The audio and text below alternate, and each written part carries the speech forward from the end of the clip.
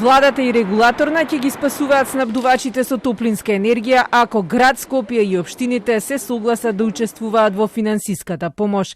Целта е граѓаните во Скопје да имаат топли радиатори во текот на целата грејна сезона, а особено во овој период кога на минусни температури се соочуваат со ладни или млаки радиатори. Планот на владата и регулаторна е 80% од разликата меѓу актуелната и реалната цена на топлинската енергија, која зависи исклучиво од цената на природниот газ, да ги надополнат тие, а 20% град Скопје и општините. Парите ќе се уплаќаат директно на сметка на снабдувачите.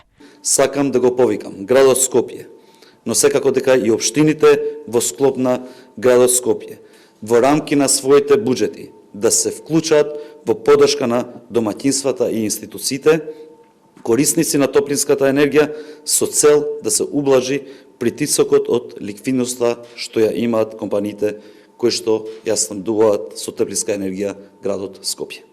Тоа значи дека доколку има согласност од сите страни, регулаторите повторно влегуваат во канцеларии и ги прават пресметките и значи дека ќе има повторно покачување на цената на парното со која граѓаните нема да бидат опфатени.